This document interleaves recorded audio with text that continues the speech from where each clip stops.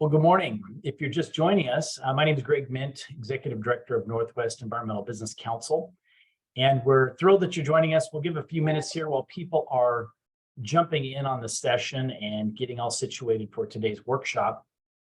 I think most everyone on the call, I've looked at the attendee list. I think most everyone knows who NEBC is, but as maybe a reminder and as a refresher, we are a regional association representing the environmental sector. And our region really encompasses EPA Region 10, but primarily Oregon, Washington, and more Idaho. We essentially are known as the convener of this industry, and we do a lot of events. That's sort of how we're known, as bringing people together by virtue of events, conferences, workshops, social functions, et cetera. And, we're wrapping up the year strong with a number of events. This is our last workshop of the year. And then we're going to have our big conference that we're sort of known as, it's known as our annual event. It's called Business and the Environment, located in Portland. That will be in person. And it's a 4-track educational session. I would encourage you, if you've never attended, to take a look at the program and come join us. It should be a lot of fun. And I know people, the more they come together, the more they're excited about being back in person and networking with their friends. And then to kick off the year, we will have an event called State of the State, and that is a Portland-based event in person. It's sort of a fun policy-related discussion where we bring in agencies, environmental organizations, the consulting community, lobbyists from the business community, and they just banter about what's coming up in the Oregon legislative process. And so that's something that will happen late January. We're still trying to decide on a date, and so I would encourage you to come out for that event. And again, we'll be back in person. So with that, we've got a great program today. So I'm going to introduce Mike Aldrich. He's a principal geochemist with Haley and Aldrich. And Mike's been a great partner, as well as Haley and Aldrich and Hart Krauser before Haley and Aldrich with NEBC. Frequent speakers, very high level of interest and enthusiasm to bring content to the industry. So Mike, I want to thank you for constantly being in front of us, bringing things to the forefront. And you've put together a great lineup today and a great panel. And I'm going to kick it over to you, and I'll sit back and take it all in. Take it over, Mike. All right. Thank you so much, Greg. Really appreciate it, and really appreciate our partnership with NEBC. It's been a great ride. So Heather, can you go ahead and show your screen there? Are we seeing that, the title slide? Oh, there we go. All right. Well, wanted to welcome everybody to our webinar on environmental justice, practical considerations for due diligence, permitting, enforcement, and community engagement. As Greg mentioned, I'm Mike Albrecht, and I'm with Haley and Aldrich, and I'll be the moderator for today's workshop. And next slide, please, Heather. We have 4 panelists that will be speaking today. Starting with Haley Good of Haley and Aldrich's Seattle office. She'll be providing an overview on environmental justice, including recent developments on the federal and state levels, particularly here in the Pacific Northwest. Next, Nicole Nolist will discuss EJ enforcement, including how screening tools have been used in enforcement, as well as examples of how EJ has been incorporated into consent decrees. Connie Sue Martin will discuss how EJ has been addressed in a Pacific Northwest-based case study. And Dawn Santiani will close things out with a discussion on effective community engagement.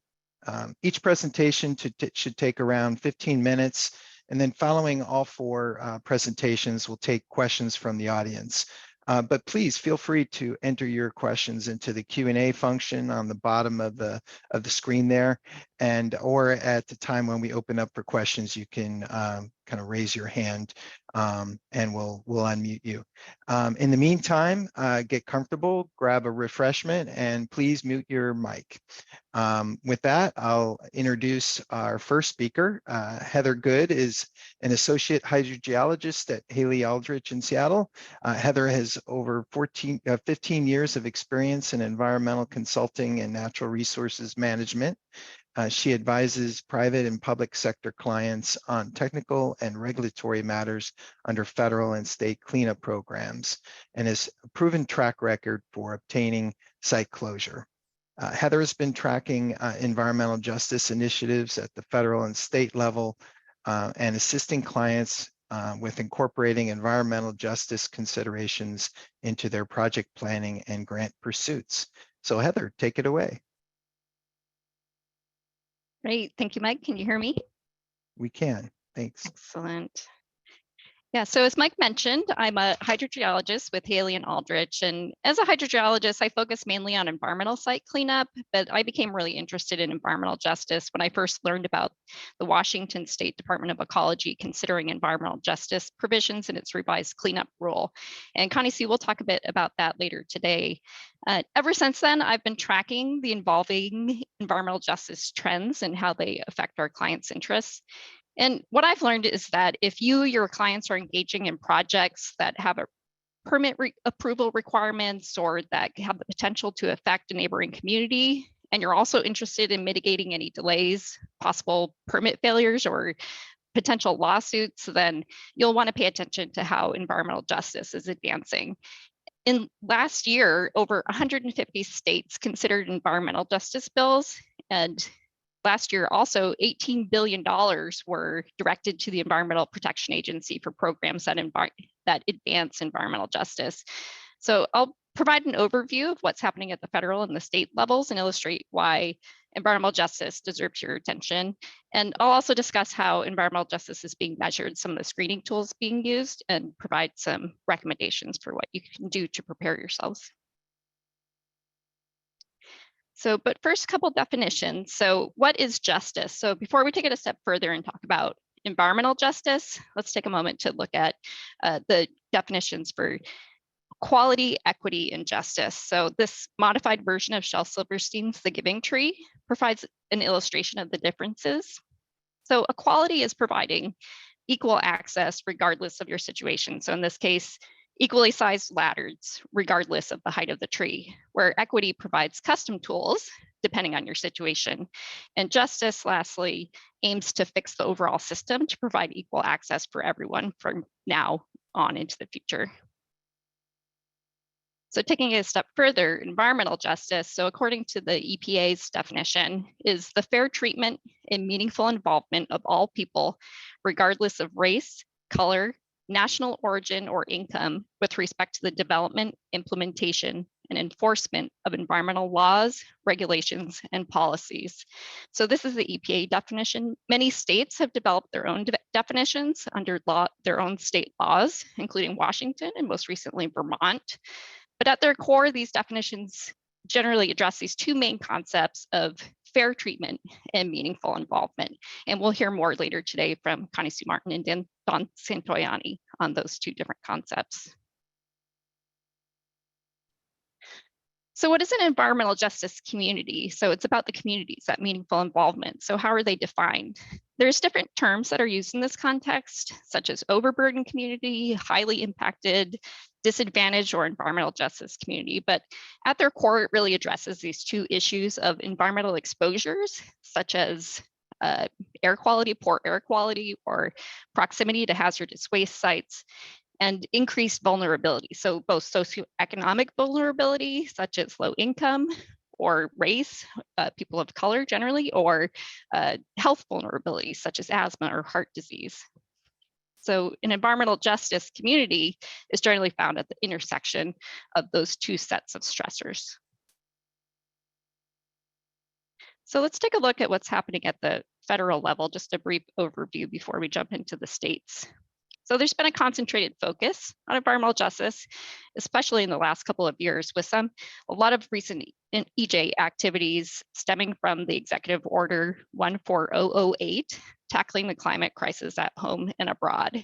So that order established a couple of councils and also created the Justice 40 initiative, which directs federal agencies to direct 40% of their benefits towards disadvantaged communities. It also prescribed the development of a climate and economic justice screening tool, or CJUST, and the development of an EJ scorecard.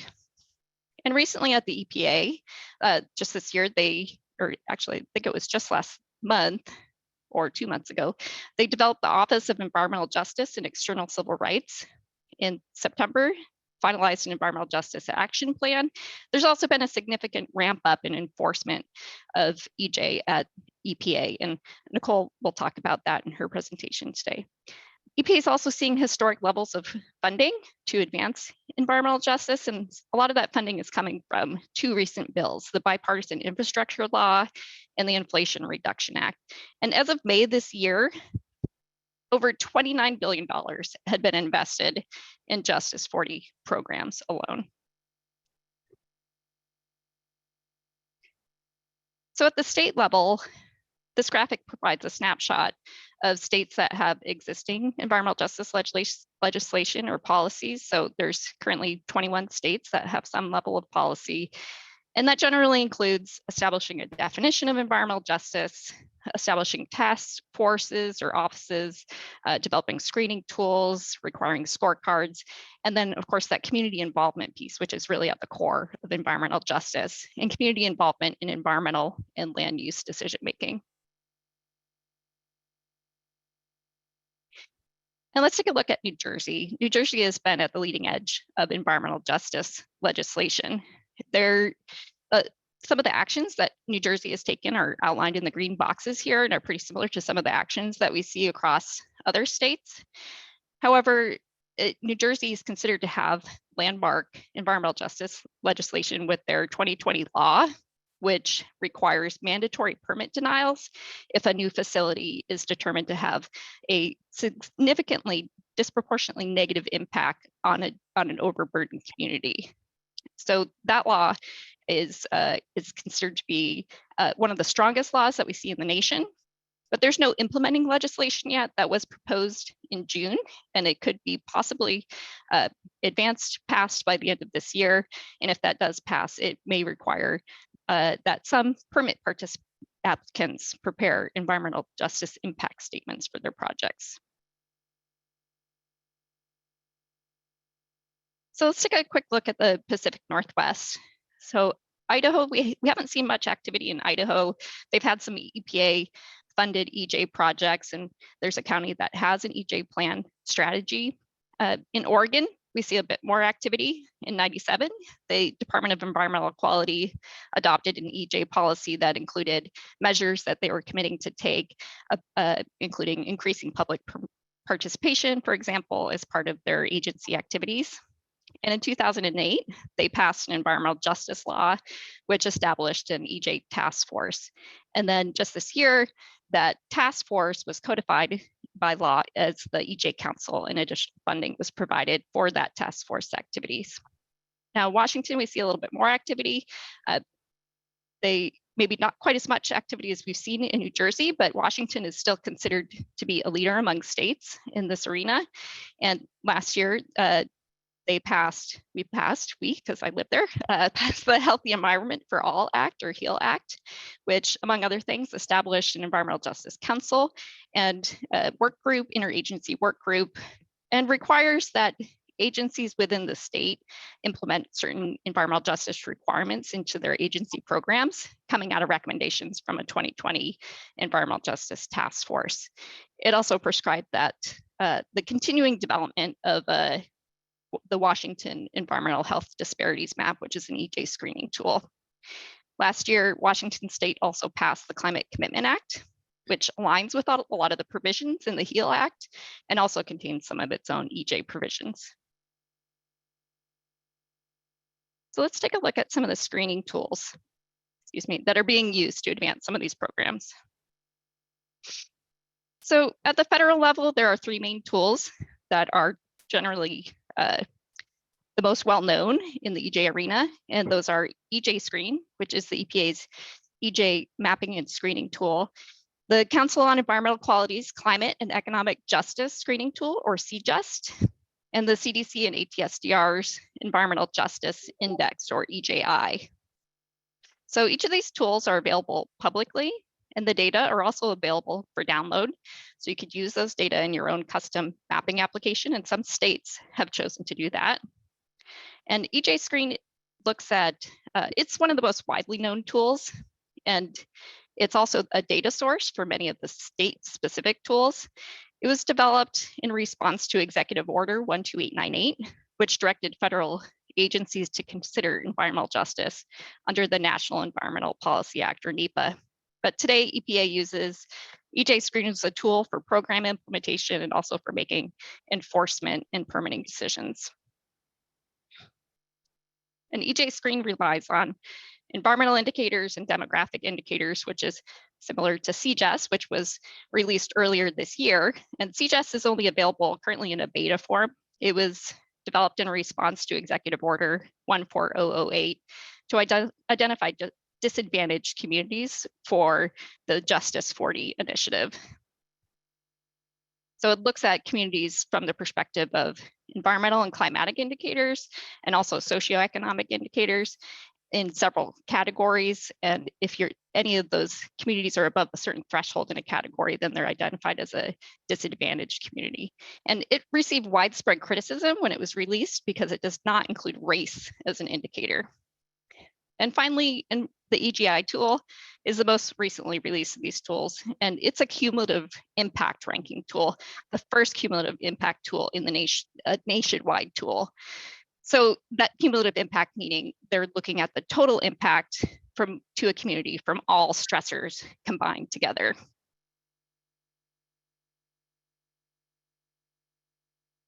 So let's take a closer look at EJ Screen. Now, EJ Screen develops 12 different environmental justice indexes, which are calculated by multiplying the 12 environmental indicators shown here in the green boxes by a demographic index, which is an average of the two demographic indicators, people of color and low income. So that derives these 12 EJ indexes or indices. It also calculates a supplemental demographic index, which is calculated in the same way, but the environmental indicators are multiplied by the supplemental demographic index, which is an average of the 5 demographic indicators shown here. So EJ Screen relies on national data sets, which is great if you're looking at large scale assessments, but it may not be the best available data at the local level. So that limitation in part has prompted many states to develop their own tools and bring in their own regionally specific data. However, excuse me, many of those state tools still rely on a lot of the same data sets that EJ Screen uses, in particular the environmental data sets. So currently there are about 18 state tools spread across 14 different states. And these tools generally consider both demographic and environmental indicators similar to EJ Screen, but some, about less than half, assess only demographic indicators. And those demographic data, they generally come from the US Census Bureau, from the American Community Survey, and environmental data are most oftenly the same data that are used by EJ Screen, but some states supplement those with their own state-specific data sets. And each of these tools, they generally roll the data up into some index or threshold or a ranking of some sort, depending on their specific perspective on environmental justice that they're looking at. And of these tools, 2 different state tools have kind of risen in prominence and become an example that other states are looking at, and those are Washington's Environmental Health Disparities Map and California's CalEnviroScreen. So let's take a quick look at some of the differences between those 2 state tools that I just mentioned, the CalEnviroScreen and the Environmental Health Disparities Map in Washington, compared to those 3 federal tools that I talked about earlier. So each of the programs or initiatives that the tools were developed to address or support are listed here. And looking at the differences, each tool looks at data down to a different resolution, with EJ Screen being at the smallest resolution of the census block group, whereas the others look at a tract level. However, EJ Screen, although it does provide data down to the census block group, many times those data are collected at a tract level, and then those same values are applied to each block group within the tract. And each tool has its index or category or rank that it calculates. And we talked about the 12 that are developed in EJ Screen. CJS looks at 8 different categories to identify disadvantaged communities. And EJI, again, the CDC's tool, looks at that overall cumulative rank. And the Cal EnviroScreen and Washington State tools also look at a cumulative ranking. And those rankings are based on many of the same types of indicators: the environmental, socioeconomic, and health vulnerability or sensitive population indicators. Again, those being things such as asthma or heart disease, but CJS also includes climate change indicators. So these tools are being used to inform permitting decisions, enforcement decisions, large-scale policy decisions, funding decisions. So it's important to understand some of the basis of the differences between these tools and what they're looking at.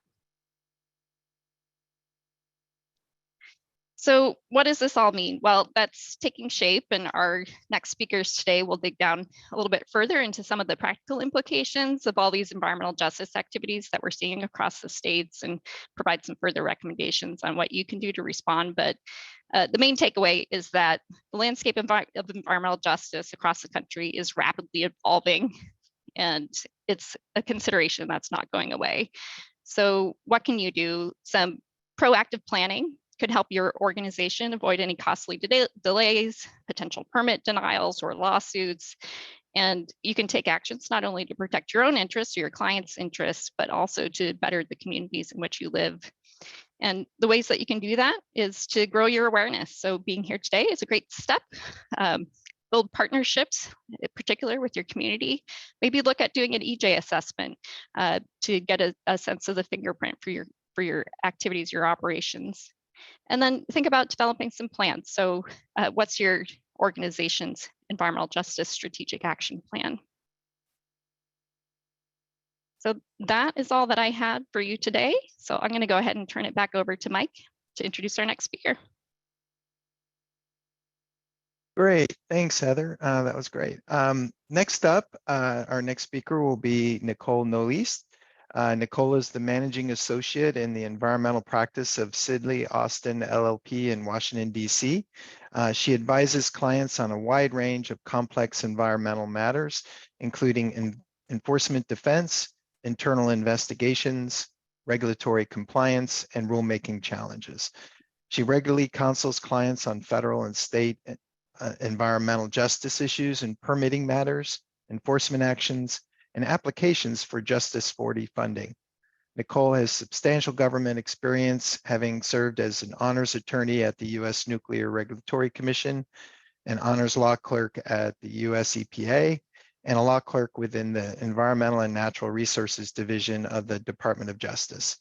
She's recognized in the 2021-2023 editions of the Best Lawyers, Ones to Watch for her work in environmental law.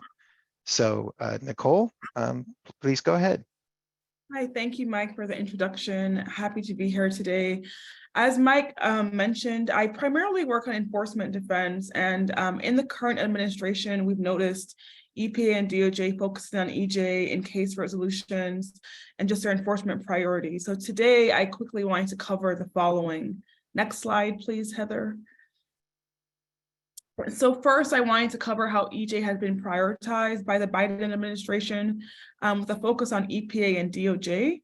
And then next, I will discuss how the current administration's focus on EJ has impacted enforcement priorities and case resolution.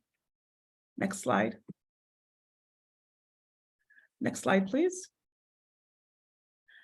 Next slide, sorry. On his first day of office, President Biden issued EO 13990, which acknowledged the federal government has historically failed to meet certain commitments to EJ, and he mandated that the federal government as a whole advance environmental justice. Next slide. The next week, he issued EO 14008, which actually includes language directing EPA and DOJ to strengthen enforcement of environmental violations in EJ communities. So again, in his first week of office and the second week, he set his priorities very high to focus on EJ and specifically here on EJ enforcement. Next slide, please. So let's talk a bit about how EPA has prioritized EJ and enforcement. So we know that it has been a focus of Biden. We have these EOs that are directing the whole government to advance EJ and for EPA and DOJ to enforce violations that involve EJ communities. Let's see how EPA has prioritized EJ. Next slide, please. So EJ has been an express priority of the EPA and has featured prominently in the enforcement since Biden has been in office. First, as Heather noted briefly, EPA has established an Office of EJ and Civil Rights. Second, the EPA has created new roles focused on counseling the administrator on EJ and EJ enforcement. And third, the agency, both in headquarters here in Washington, D.C., where I am, and throughout the regions, have issued a variety of memoranda, plans, and strategies which direct the agency to advance EJ and enforcement. Next slide, please. Thank you. This is great.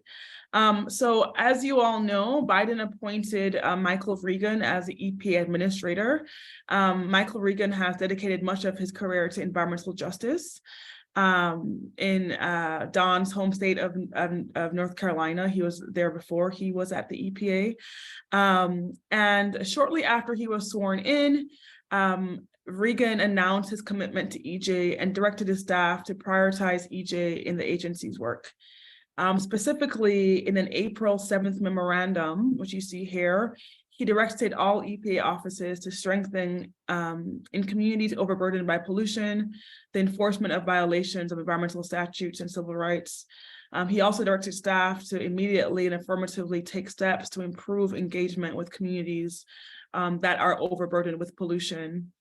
And third, he directed staff to consider and prioritize benefits to underserved communities. So, once he's sworn in, he set in the tone that we're going to incorporate EJ in all our work, and we're going to prioritize EJ in enforcement matters, in grants, and in engagement with communities. Next slide, please. So following Regan's message on April 7th, EPA, the head office here in Washington, headquarters, published a variety of memoranda which focuses the agency's limited enforcement resources on environmental justice. As you all know, the EPA's Office of Insurance and Compliance Assurance, which we call OICA, is the enforcement branch of EPA. In an April 30 memorandum last year, OICA directed staff to increase the number of inspections in overburdened communities, to use remedies with tangible community benefits to resolve environmental noncompliance, and to increase community engagement as it relates to enforcement matters. And I'll talk a bit briefly later about how we've seen that in practice in consent decree resolution, where there have been instances where the regions have reached out to communities to get an idea of what they would like to see as part of the resolution. A couple months later, in the June 2021 memorandum, this was focused on criminal enforcement, and I'll let you know that even in my matters at Sidley, we're seeing more of EPA and DOJ pursuing environmental noncompliance on the civil and criminal paths. So we're seeing more parallel proceedings where the U.S. Attorney's Office and the EPA's office and DOJ will pursue both criminal and civil prosecution based on the alleged noncompliance. And that's different than the past administration, where most things would be settled civilly. So in this June 2021 memorandum, the OICA directed staff to improve their tools to detect environmental crimes committed in overburdened communities, improve outreach to victims of environmental crimes, and ensure that investigations provide the most assistance to DOJ. As you all know, DOJ is basically the attorney for the federal government, where EPA does not represent itself in court. It works with DOJ, who serves as the litigation arm for the agency or for the government. So this memo directed the enforcement staff at EPA to ensure that they are providing as much support to DOJ in investigations that involve environmental justice communities. So again, just going through these memos real fast, you're seeing, a lot of direction from the heads of offices at EPA to prioritize and put resources towards enforcement that involve EJ communities. Next slide, please, Heather. So another memo. This is a memo by the administrator of the OWICA office that I mentioned. And here, this memo establishes enforcement goals to advance EJ. Here, specifically, the goals are to increase the number of inspections in overburdened communities. I can tell you from my practice that there have been increased inspections of the petroleum refining industries, especially, or any facility that really emits pollutants and has nearby communities that may have EJ concerns. Second, to strengthen enforcement in overburdened communities. Third, provide tangible benefits to communities. And fourth, increase community engagement. So I would say these principles that you see here are really the core of the message that the administrator and the office heads have been directing their staff to increase inspections, focus on enforcement in EJ communities, make sure that ensure that the resolutions provide tangible benefits to communities, and engage with communities to determine what those benefits will look like. Next page. So Heather discussed this briefly. In September of this year, so a couple months ago, EPA created a new National Office of EJ and External Civil Rights. So EPA had an Office of EJ before, but this is a new national office that combines 3 smaller mid-level offices, the EJ office, the Civil Rights Office, and the Conflict Prevention Office into one high-level office with a Senate-confirmed assistant administrator who reports directly to the administrator, Regan. So this office will be staffed by 200 people in DC and across the agency's 10 regional offices. And this is up from 55 people that focused on EJ prior. So they're increasing the office by about 4 times, if my math is right. And I'm a lawyer, so you have to double check my math. But I think that's 4 times 50, about there. But yeah, so they're increasing the resources, they're increasing the actual people who are dedicated to EJ, both here in Washington and across the nation in the regional offices. So this is important because what it does, it puts an expanded EJ office on equal footing with the EPA's national offices of air, water, and chemical pollution, which together make up the agency's central mission of reducing pollution and protecting human health. So they've really elevated EJ to a national office that's on par with the program offices at EPA. The new office will oversee $3 billion in climate and EJ grants that are aimed at underserved communities. So again, this is a huge deal at the agency to really prioritize EJ at the national level. All right, next slide. Moving pretty fast here because I know we have other panelists to get to. So let's move to how DOJ has prioritized EJ enforcement. Next slide, please. So in May of this year, DOJ announced a comprehensive EJ enforcement strategy that directs the Attorney General to undertake initiatives based on 4 key principles. The first being, again, prioritizing EJ civil and criminal cases. And they talk about using legal tools to address EJ concerns.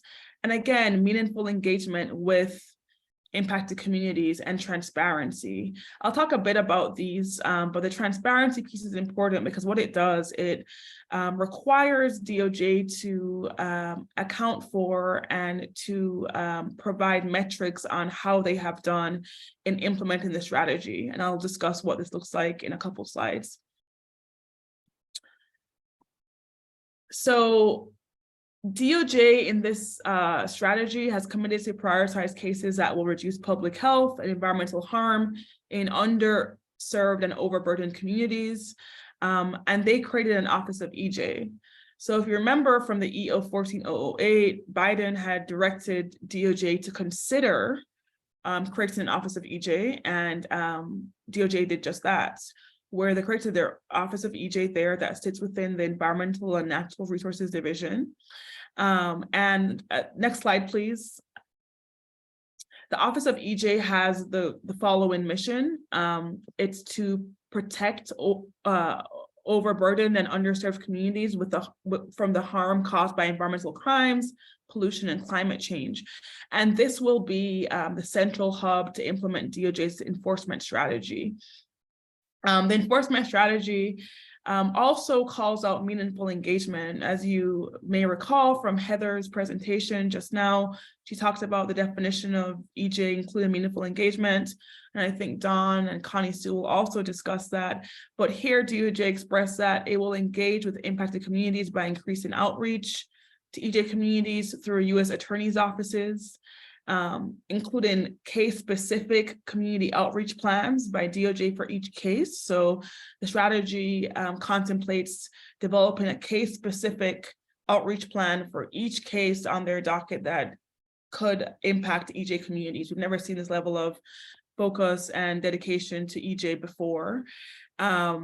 Practically speaking, this should afford communities and companies an increased opportunity to share with DOJ their concerns and EJ-related efforts. So again, this strategy discusses in great detail how the agency plans to engage meaningfully with impacted communities. One of the last principles is the transparency, which I talked about briefly before, but there DOJ expressed that it will further promote transparency regarding their EJ enforcement efforts and the results by developing performance standards to track, review, and evaluate progress, by preparing plans to communicate progress on ongoing cases, and they will publish results in DOJ's annual EJ report. So again, I think some EJ advocates have the opinion that, under the Clinton administration, when EO 12898 came out, and since then, there hasn't been, a focus on EJ, and especially there hasn't been a great way to account for what the administration has done to advance EJ. And here, DOJ has built into a strategy accountability mechanisms where they will have to publicly report on how they have implemented this very broad and aggressive strategy. All right, next slide, please. So the DOJ enforcement strategy requires that each U.S. Attorney's Office throughout the nation designates an EJ coordinator. And this is interesting because I have a few cases, in the West, and there's been much more discussion of how my clients' alleged violations have impacted EJ communities.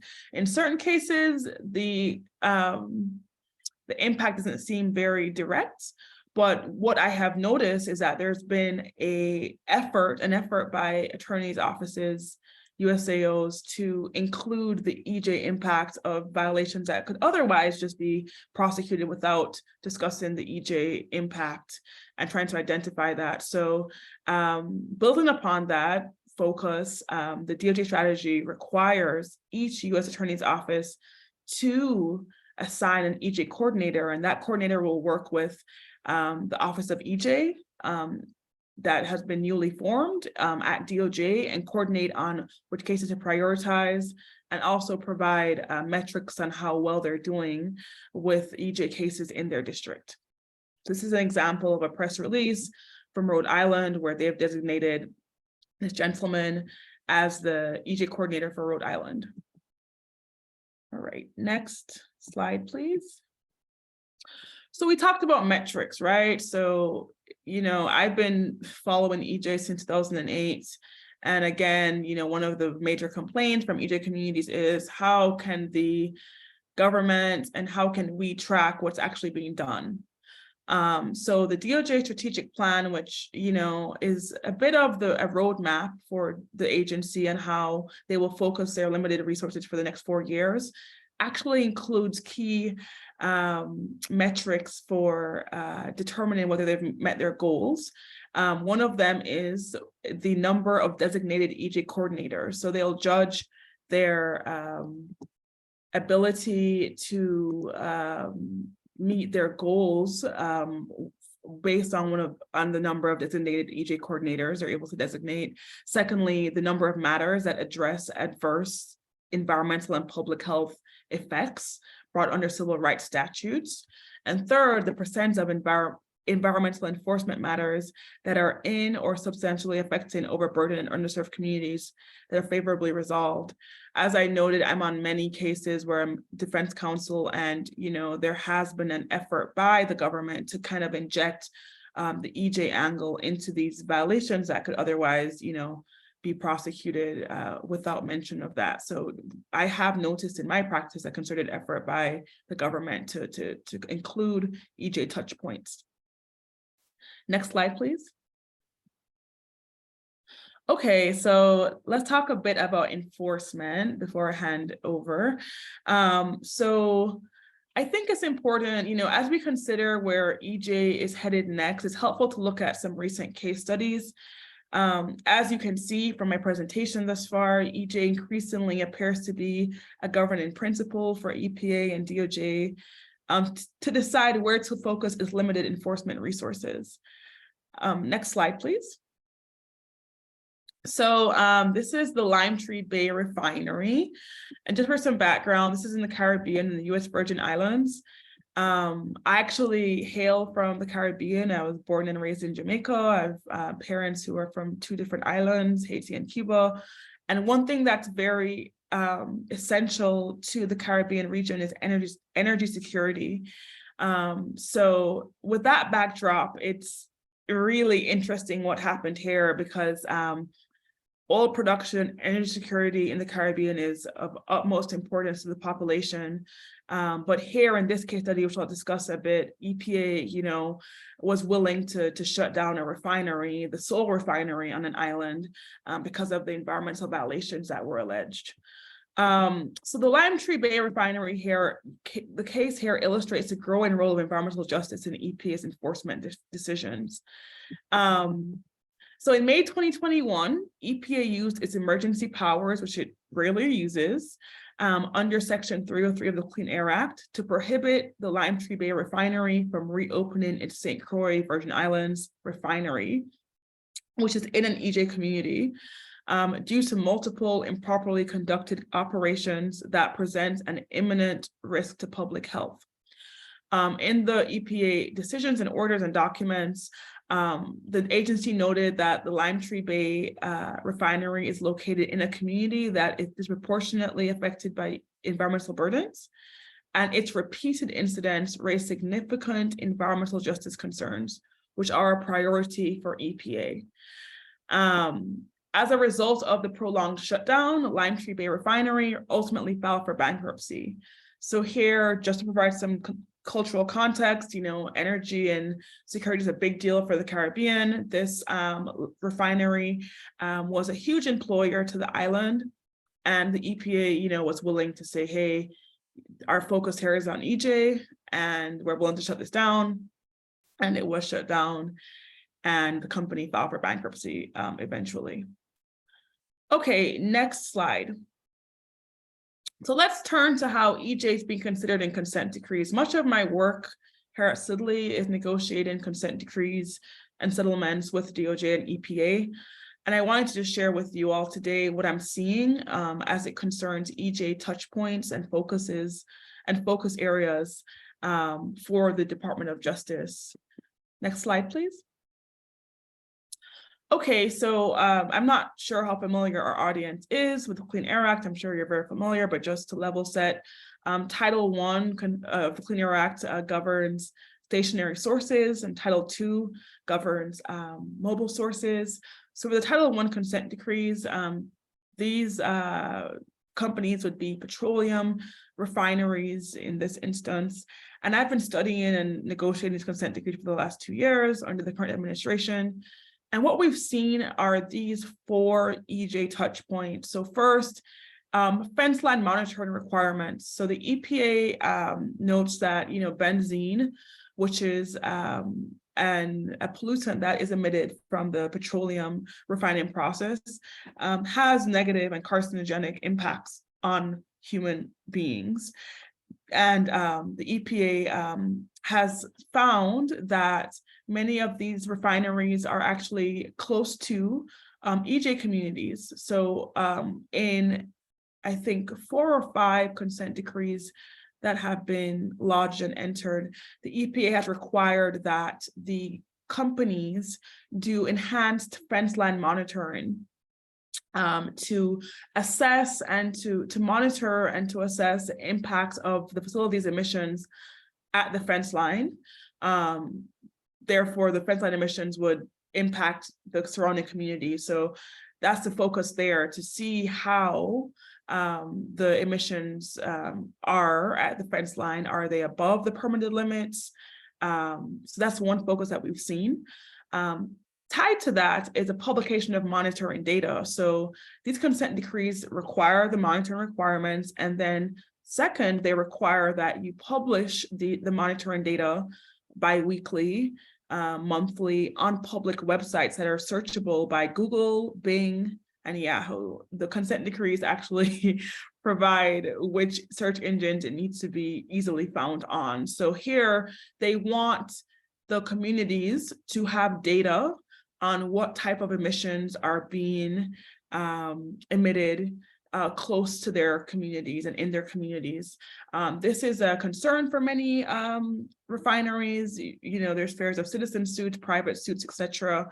And, you know, just concerning the ESG angle, you know, the bad press, the publicity that's negative. So this monitoring publication requirement has been a challenge, I think, for many Title I stationary sources, but we're seeing that in all or most of the consent decrees that have been entered in the last year and a half. So third, Heather did a great job talking about the EJ Screen. The EJ Screen tool, as she mentioned, is used for permitting, enforcement, outreach, a variety of reasons or functions by EPA and also by other agencies. And here, we're seeing in consent decrees that the provisions require or direct the settling party to use the EJ Screen tool when implementing their mitigation projects. And I'll give you a couple examples in the next slides, but there's a consent decree that came out last year that includes the EJ Screen requirement, where the party must use the screening tool to identify where they should prioritize placements of these mitigation projects. Similarly, in the SEP context, we know that SEPs are back in DOJ settlements. In the SEP context, there was a consent agreement with EPA last year, which noted that the settling party must consider or must prioritize the placement of the SEPs in EJ communities. Next slide, please. So here's the example. Sorry, the text is pretty small, but this is the Title II consent decree. So again, Title II is, oh, sorry, I'm running behind schedule. Okay, so this is just an example here. Next slide, please, Heather. Again, this is a SEP project here. And the language here states priority has been given to vehicles that service schools located in areas of EJ concern. So again, with the remedies we're seeing in the actual consent decrees and consent agreements for those remedies to be placed in EJ communities, or those tangible benefits rather. Next slide, this is my last slide.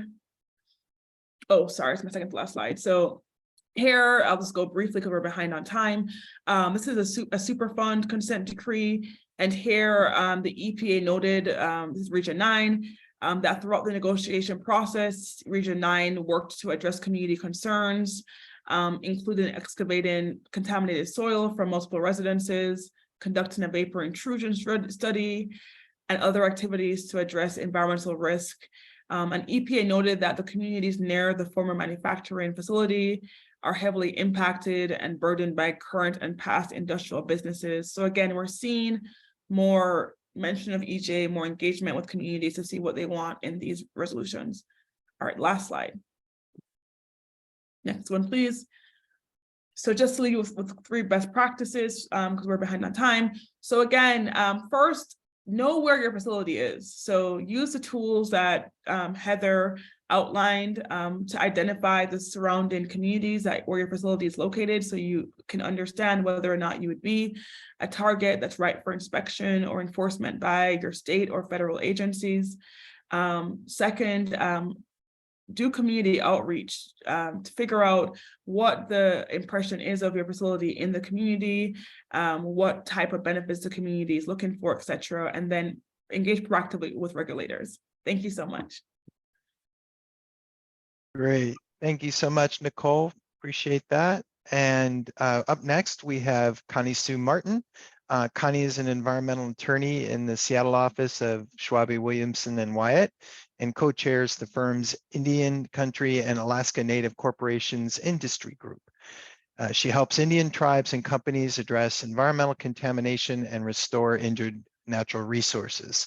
Spills happen, and when they do, Connie Sue guides clients through emergency spill response, investigations, remediation, regulatory compliance and reporting, enforcement actions, and citizen suits. She also helps clients prevent or reduce environmental liabilities through environmental due diligence, contractual allocations of liability, and negotiated or litigated resolutions. Connie Sue, it's all yours. Thanks very much, Mike. Share. We are good to go. Okay, so I am going to summarize the nuts and bolts of what Heather and Nicole went through with you, now that Nicole scared you to death about DOJ enforcement, and then walk through a case study of a client I had who voluntarily was an early adopter of an EJ analysis in an environmental cleanup decision. So you learned from Heather the definition of EJ from EPA. Washington has sort of a larger or more inclusive definition of environmental justice. And they've added on the section that I've highlighted in bluish, that environmental justice includes addressing disproportionate environmental and health impacts in all laws, rules, and policies with environmental impacts by prioritizing vulnerable populations and overburdened communities, the equitable distribution of resources and benefits, and eliminating harm. And that's the definition from the HEAL Act, which Heather mentioned. So making sure that we all understand what all of those terms mean. Fair treatment occurs when no group of people bears a disproportionate share of the negative environmental consequences resulting from industrial, governmental, and commercial operations or policies. So what is meaningful involvement? Well, it's the opportunity to participate in decisions about activities that may affect your environment or your health when your participation can influence the regulatory agency's decision. So early enough along in the process that you can have meaningful input and shape the way a process is proceeding. Meaningful involvement in law involves considering community concerns in the decision-making process and having decision makers who seek out and facilitate the involvement of those who are potentially affected by a proposed project. An overburdened community is defined as a geographic area where vulnerable populations face combined multiple environmental harms and health impacts, and includes, but is not limited to, highly impacted communities as defined in RCW 19-405-020, which is the Washington Clean Energy Transformation Act. A highly impacted community is a community designated by the Department of Health based on cumulative impact analyses in the Washington statute dealing with fossil fuel pollution and climate change. Or a community located in census tracts that are fully or partially on Indian country as defined in federal law. So Indian country is an Indian tribe's reservation or land that is held in trust by the federal government for the benefit of the tribe or for the benefit of an individual tribal member. And this is from Washington's definition. Environmental justice communities are people of color, low income and indigenous communities, and communities who have environmental justice concerns, which is a fairly broad definition of what an EJ community is. Frontline communities are EJ communities that experience first and the worst of the consequences of climate change. Often these EJ frontline communities lack the basic infrastructure to support the consequences of climate change, who will be increasingly vulnerable to climate impacts and don't have the means to relocate to avoid those impacts. Fence line communities, which Nicole talked about in her consent decree panel, or excuse me, slide, are communities that are immediately adjacent to a facility and are directly impacted by the facility's noise, odors, chemical emissions, traffic, parking, operations. So essentially, all of the things that the facility is doing impacts its neighbors, and these are the ones who feel it first and most intensive. Fence line communities, it has been found, are generally disproportionately inhabited by people of color and the working poor who are unable to relocate as a consequence of lowered property values due to the location both of their property and of the facility.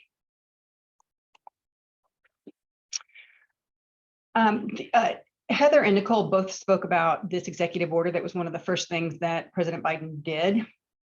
Finding EJ in the title of this executive order is problematic, but if you read through it and dig down deep enough, you see the directive to federal agencies to make achieving environmental justice part of their missions. And it's through their programs, policies, permitting decisions, funding, federal contracting. All of those things are wrapped up into the directive from the executive to its executive agencies.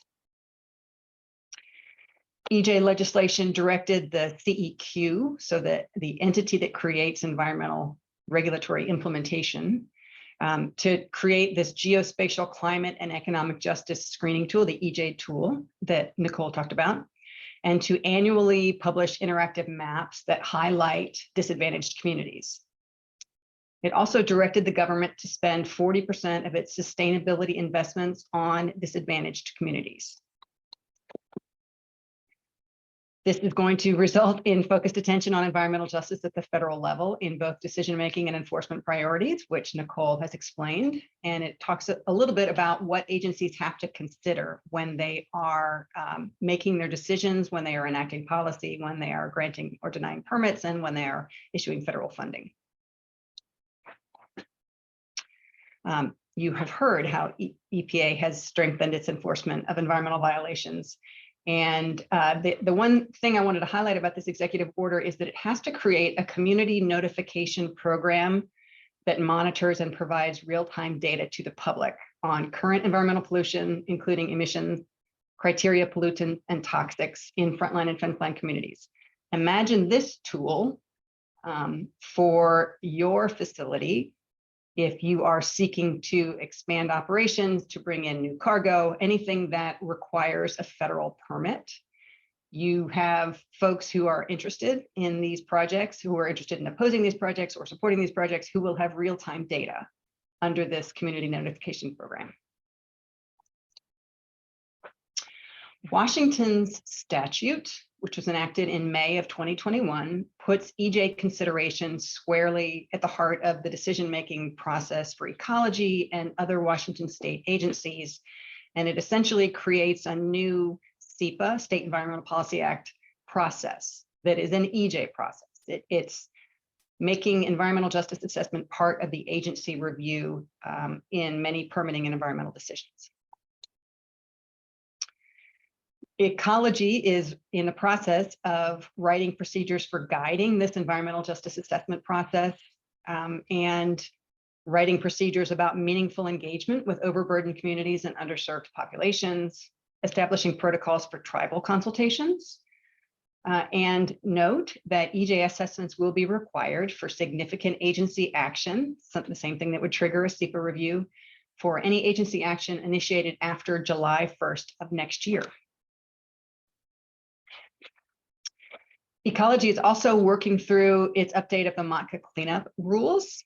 It has a stakeholder tribal and advisory group that I am a member of, and we are working through Ecology's amendments to the rule, including amendments that will incorporate environmental justice into MOTCA cleanups. Ecology was doing this and working on this rule prior to the enactment of the HEAL Act, so it was ahead of the curve. The new rules, the amendments to the rules haven't been adopted. It's going through the behind the scenes work before the public notice and comment period for legislation and enactments. And it's going to, once the rule is adopted, create guidance for folks to understand how EJ is to be incorporated into MACA cleanups. I have a client, though, who was very interested in incorporating environmental justice in its analysis before it was required under both the MACA cleanup rule or the HEAL Act, and that is the Port of Vancouver, USA. It has a community called Fruit Valley Neighborhood, which is very much an EJ community and very much a fence line community. And I will work through what the port did in incorporating environmental justice into its decisions about the remedy it has been implementing at the site for more than a decade. So here's a great photo that shows you what it's like to live in a fence line community. That is the Fruit Valley neighborhood in the foreground and the Port of Vancouver in the background. There was not really a mechanism yet for the direct incorporation of EJ tools into the MOTCA, Model Toxics Control Act cleanup decision-making framework. We had draft rules from the MOTCA cleanup that I got as a mechanism, or excuse me, as a result of being a member of the STAG. So we turned to a member of Parametrics, the port's longtime environmental consultant at the site, Eddie Montejo, who does environmental justice analysis for a lot of federal transportation projects. So he uses EJ tools in a NEPA analysis for permitting roads and bridges and things like that. And we tasked him to work together with the folks who do all of the cleanup stuff for Parametrics to come up with a way of incorporating EJ analysis into this decision. So we used EPA's EJ screen to figure out whether and where our EJ communities were in this region. Heather went through all of the environmental and demographic indices for deriving an EJ index, so I won't repeat that, but I will note that in the Fruit Valley neighborhood, which is immediately adjacent to the port, they were in the 75th percentile compared to the state and region on all EJ indices. So what that means is that less than 25% of the statewide and regional population have EJ scores that are higher than the scores for the population of the Fruit Valley neighborhood.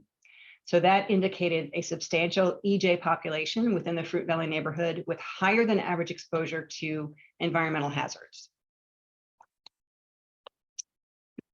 I'm sorry for the lack of focus on this image, but this is the best way to show you where things are. So in the yellow boxes are aspects of the Fruit Valley neighborhood. So there's the Fruit Valley neighborhood north and the Fruit Valley neighborhood south. This dotted line along the outside of this image represent the contaminated groundwater plume. It was contaminated with volatile, with VOCs. And it had started remedial investigations and interim remedial actions for this plume in about 2008, 2009. The contaminated groundwater came from what used to be called the Cadet facility. They manufactured heating elements, so metal and paints. And so there were degreasers and things like that associated with those operations. And then the former SMG facility was also a source. And so this was this commingled plume arising from that and from another area over that's not within this image. Prior to the port's implementing its groundwater remedy in 2009, which was a pump and treat system, this was the plume with obviously the highest levels of contamination indicated in red and lower levels in orange, lower levels still in yellow, and then and so on.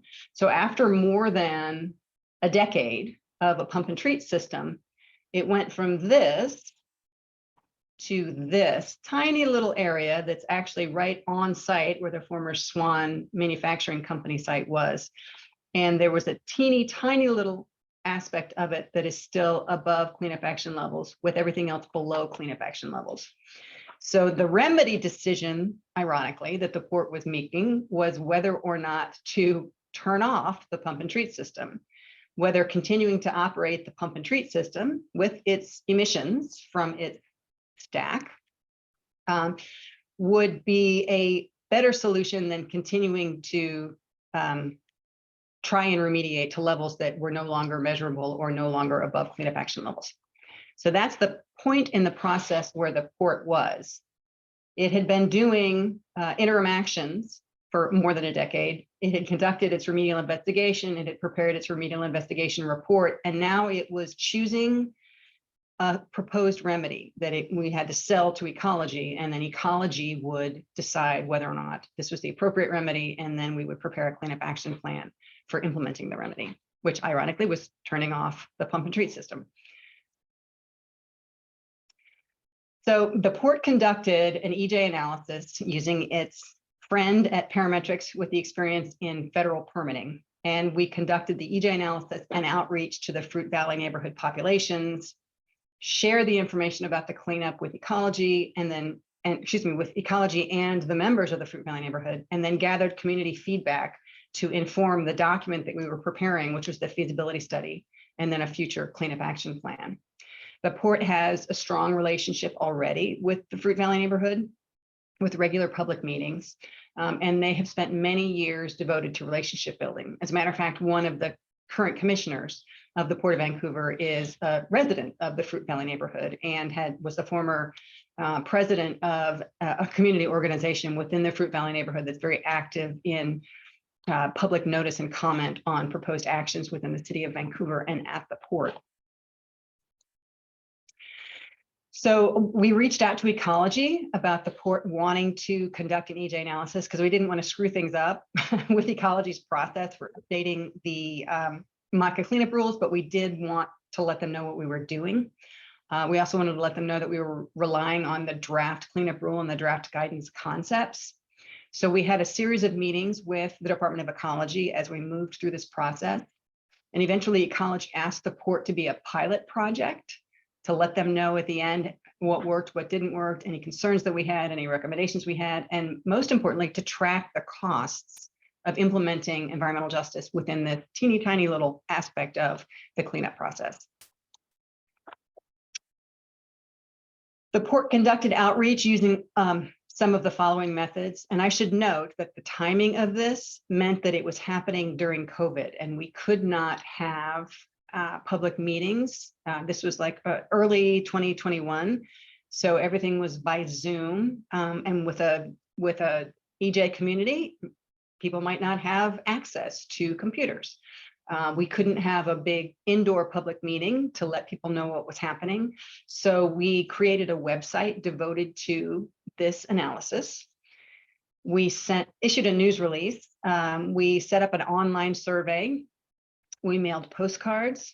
We did things in Spanish translations because the EJ screen indicated that Spanish was the most spoken language in the Fruit Valley neighborhood. So everything was both English and Spanish. All of the online materials were created so that you could view them as well on a phone as you could on a computer screen, which is another element of your EJ outreach and analysis, is how are people going to be receiving this information and how can you best reach them? This pre-publication notice and comment community engagement was incorporated. I can actually put that in the past tense now because we just submitted it to ecology, is incorporated into the draft remedial investigation feasibility study report, and we identified the preferred alternative remedy. One of the things that the STAG group has been discussing with ecology is whether you have EJ as sort of an overlay of all of the considerations that you have in the MACA cleanup process, or whether you use it as a separate factor when you are scoring and ranking the proposed alternative remedies under Washington's regulations. And so we went back and forth about that. We had a lot of internal conversations about what the best thing to do was. So let me get back up here so you don't have to stare at me. What we concluded was that the remedy would not disproportionately affect all of the already affected members of this community.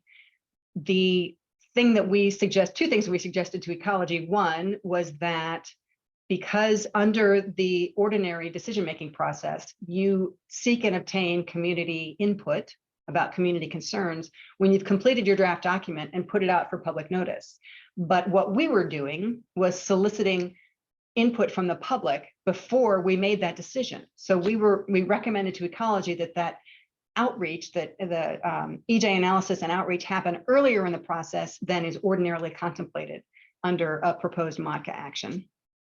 Second, we strongly believed that having EJ be a separate element to consider rather than an overlay, because we thought that having it as an overlay sort of diluted it and didn't give you as clear an assessment of the impact. And so we called it reduced disparate impacts as the category that we were creating. And when we tracked our costs, it cost about $47,000 in port costs, in consultant costs, and in the legal team costs to incorporate an EJ analysis ahead of the game in the MODCA analysis. So, and that is the end of my presentation here, and I will stop sharing and kick it back to Mike. Great, that was really interesting, Connie Sue. Thank you. To wrap things up, we have Dawn Santiani. Dawn is a principal consultant leading environmental social governance strategy services for Haley and Aldrich. She partners with her clients to integrate ESG and environmental justice principles into their business strategies, helping them mitigate risks and bolster relationships with their customers, shareholders, and communities. Dawn has worked in the environmental field for more than 30 years and previously led environmental and energy policy strategy for one of the largest utility companies in the US. Her expertise includes environmental policy, stakeholder communications, corporate sustainability, and climate risk disclosures. Dawn, go ahead.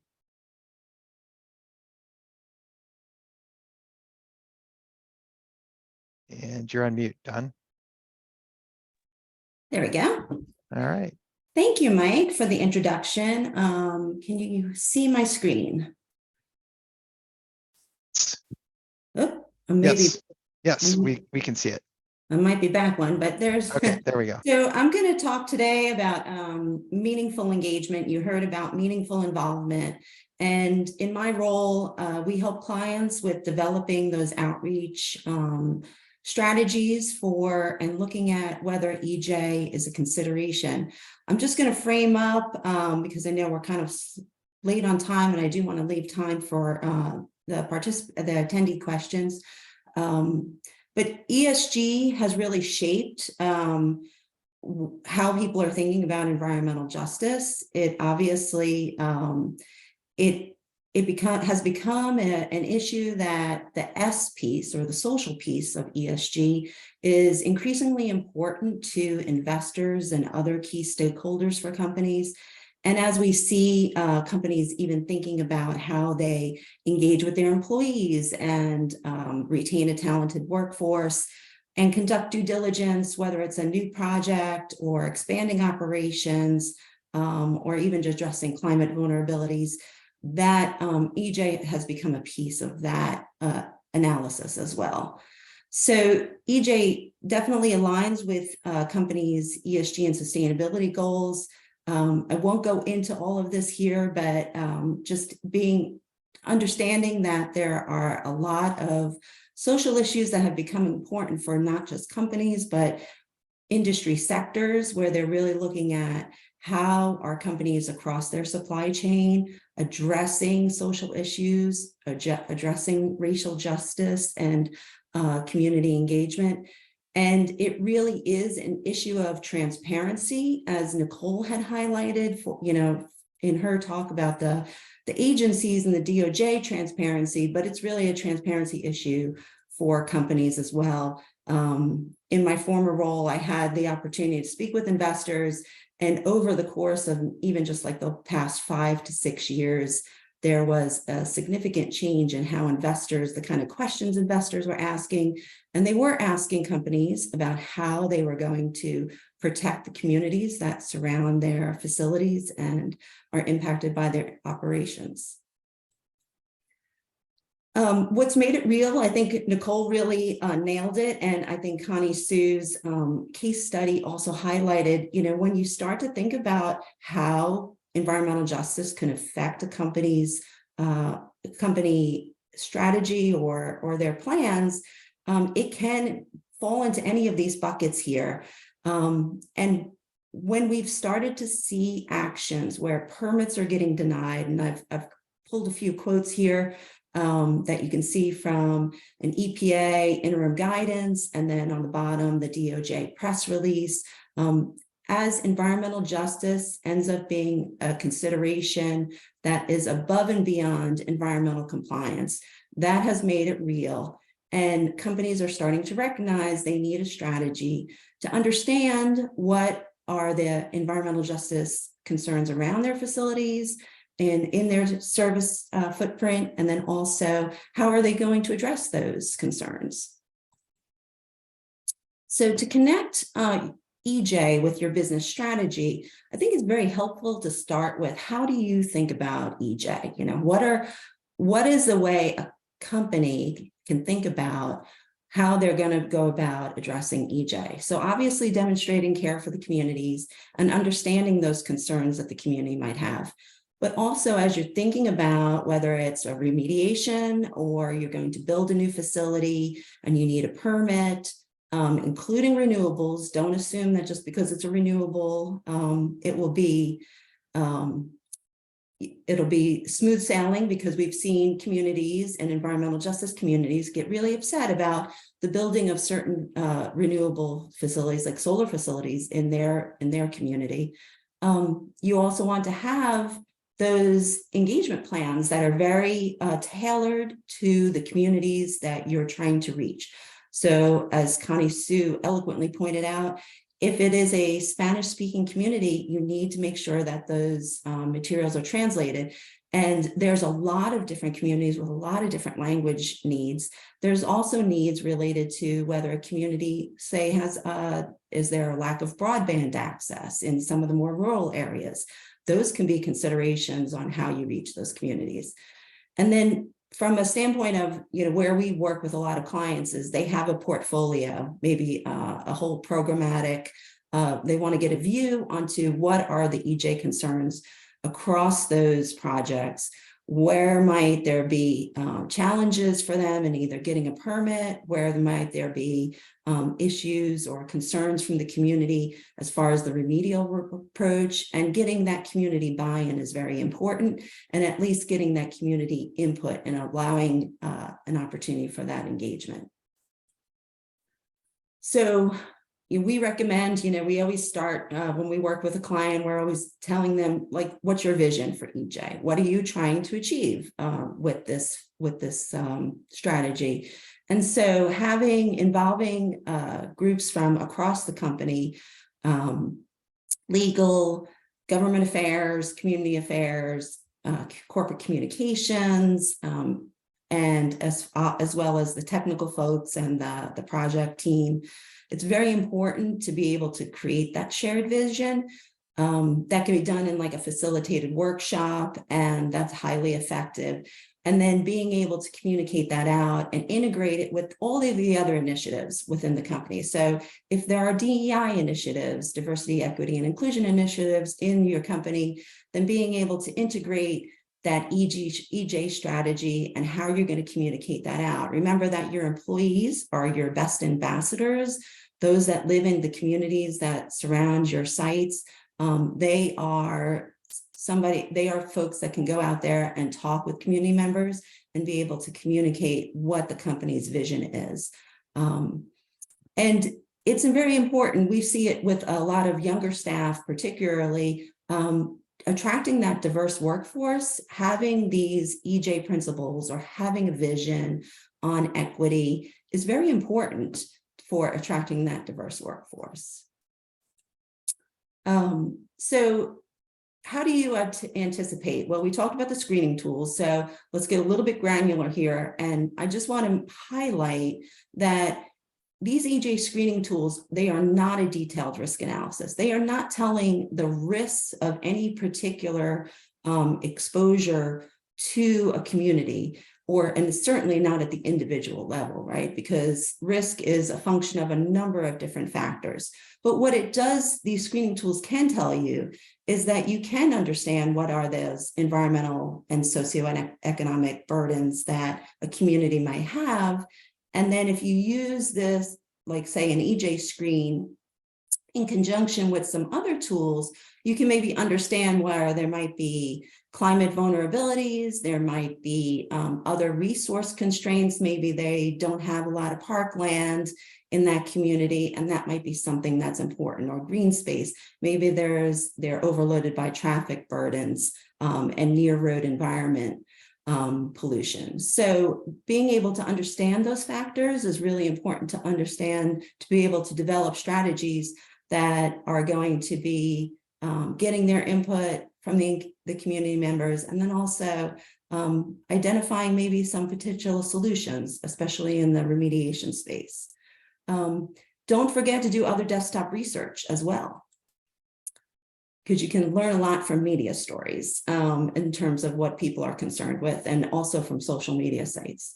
So once you've identified, let's say you have identified a community with EJ concerns, and you have a map, let's on the right here, that shows an area around Yakima, Washington, and maybe there are, and this is just, I'm just saying this is illustrative in terms of like the pollution and sources, the economic factors, health disparities, and the critical service gaps.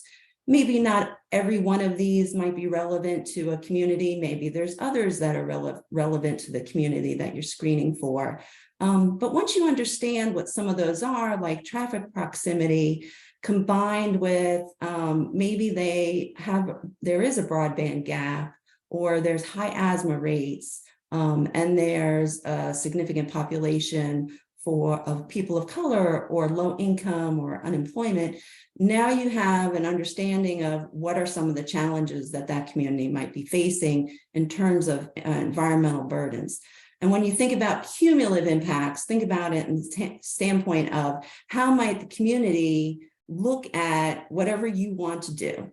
If it's permitting a new facility, how are they going to look at that facility? What even shutting down a facility in terms of retirements is sometimes very significant for communities, because they are worried about not only the economic aspect of it, but they're also worried about what is the decommissioning and the ultimate restoration of that site going to look like.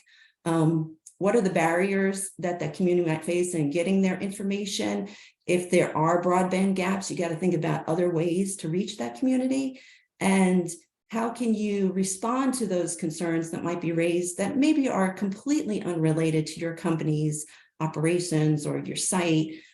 But that's something that happens all too often. We've seen it with clients where going into a community meeting with environmental justice in an area with environmental justice concerns, people start bringing up issues that are, unrelated to what they're trying to talk about. And if you just say that's not our issue, or that's not, my company didn't cause that, it seems very dismissive. And at the core of it, what are we trying to do? We're trying to talk to people and understand what they're concerned about, and then also come to solutions that work for everybody and benefit those community members. So understanding maybe who represents those community members, especially when it's hard to reach some of them, is also very helpful. But these are all kind of the questions you can start to ask yourself to develop those tailored plans for engagement. And I just want to emphasize environmental justice. If you take one thing away from my talk today, it's not a check the box exercise. It is an ongoing engagement piece. And I referenced here on the bottom the OECD guidance. That guidance is meant to promote a common understanding on due diligence and be able to provide guidance on how we address impacts, environmental impacts, and engage with communities. So making sure that you're demonstrating that progress and having a process for incorporating feedback, even listening to complaints, and then being able to respond to those concerns is very important. Some other takeaways for fostering meaningful involvement, things that we've seen that work really well and kind of our lessons learned is make sure that the community has an opportunity to hear directly from you. Sometimes it's helpful to bring the regulator with you too, but don't let somebody else speak for you, because then they might not be getting the information that you want them to get. And then always maintain that direct, continued contact. Some of these projects, especially remediation, can be long duration projects. And you always want to have an opportunity for the community to hear what's going on, because when they don't hear from you, they kind of assume that you're doing nothing. And so it also establishes that respect for them, that you're providing that continuous information, regular information. And so you can also think about when you are incorporating those community input into decision-making, that actually informs your future decision-making, your future strategies for engagement too, because you can look at what went well, what didn't go well, and adjust accordingly going forward. I already mentioned establishing the process to incorporate feedback and just be genuine. Don't sound too scripted. Sometimes when people want to talk from a set of talking points, they might just sound like they're, being not quite their authentic self, and maybe, or even trying to hide something. So that can foster some distrust unless you're authentic. And then finally, just, as I mentioned, you want each community engagement plan to be tailored to that community and the EJ concerns in that community.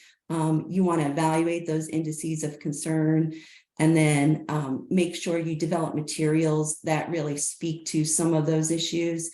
And then finally, especially for those issues that are not, related to your company, think a little bit broader about how do you partner and open dialogue with some other groups, even bringing in other resources to maybe help with issues that are beyond your company's,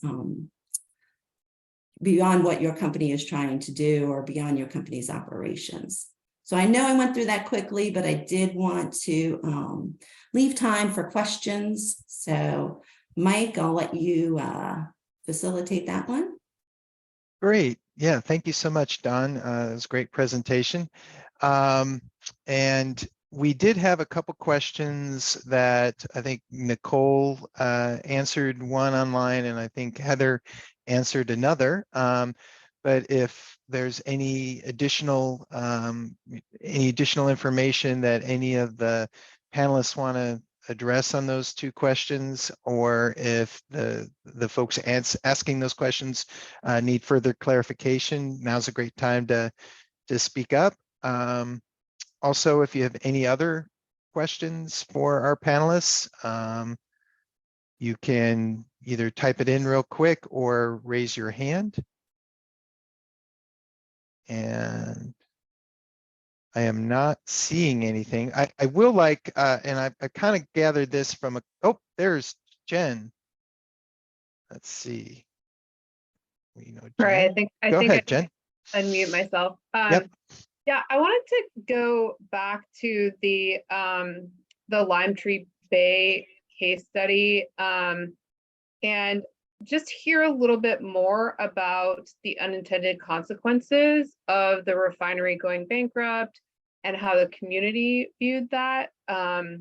If the speaker has any more information about that, I'm curious. Oh, Nicole, you're on mute. Sorry. There you go. Hi, Jen. Thanks for the question. You were breaking up a bit. Could you repeat the latter portion of the question, please? Yeah, I was just wondering about how the community viewed some of the unintended consequences of that action in terms of the refinery shutting down, and what sort of impacts that had on the surrounding community and people's availability opportunities for power, or yeah, I don't know exactly what the refinery was, you know, if they were just exporting, or I'm just curious about the impacts to the community of the actual shutdown of the refinery. That's a great question. So I can't speak specifically to the Crucian community around that facility, but I know there were many comments by the community members in support of the refinery continuing on. I think people often think of EJ issues as black and white, where these communities do not want industry within their bounds, but that is actually not true in my experience. Many of these facilities are the main economic driver of these refinery towns.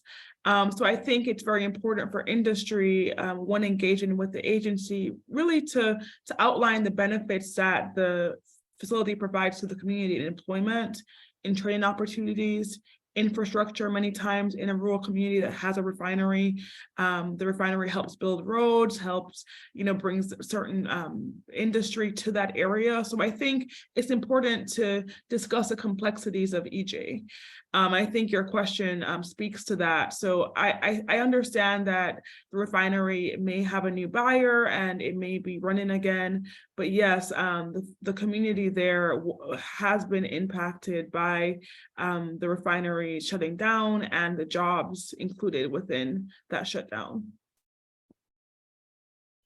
Great. Thanks for the question, Jen, and thanks for addressing that, Nicole. Do we have any other questions? I do have to go back to very early on in my career. I worked out at the Asarco smelter site in Tacoma, and it was interesting because that was a very seriously impacted neighborhood, and yet they were firmly behind the Asarco company because they were, the provider of all the jobs, and they were much more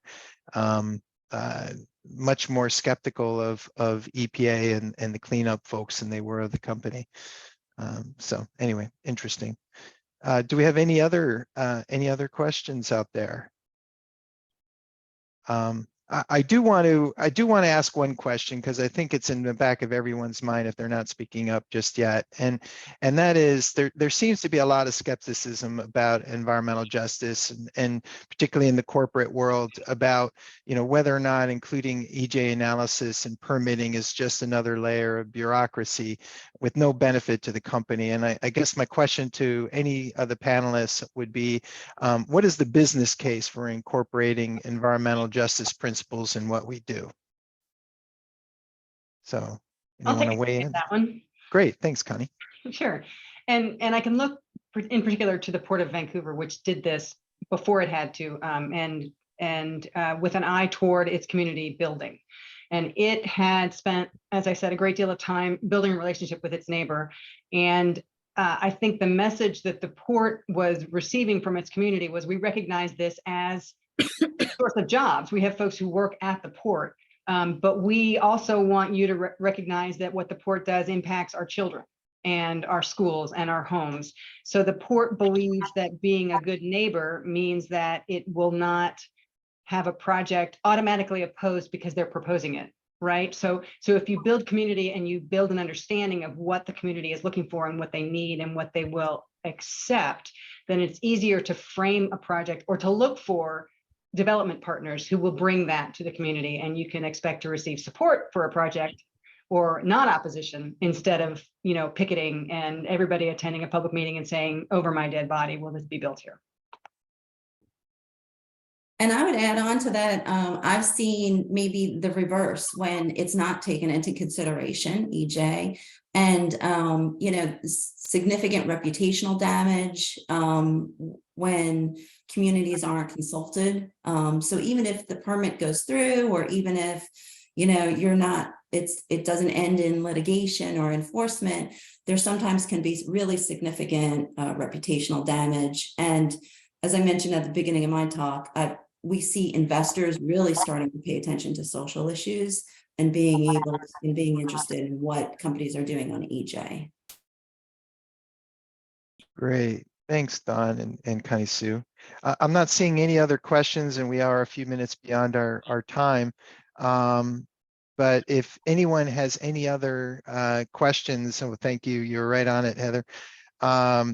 We have, or Don.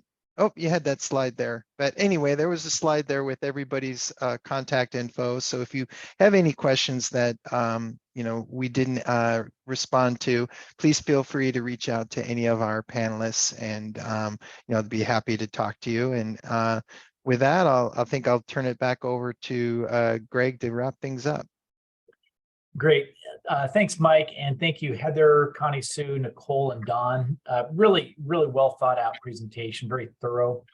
And we will send out a copy of the video link to this to all participants. And so you can reference that. And then if I can get a copy of those presentations, we always like to share a PDF version of that, just so people aren't trying to frantically take too many notes. So if that's okay, I'll be happy to share that. And then of course that has contact information. But with that, I really appreciate the time. Thank you for attending. Looks like we had the great core stay with us right to the end.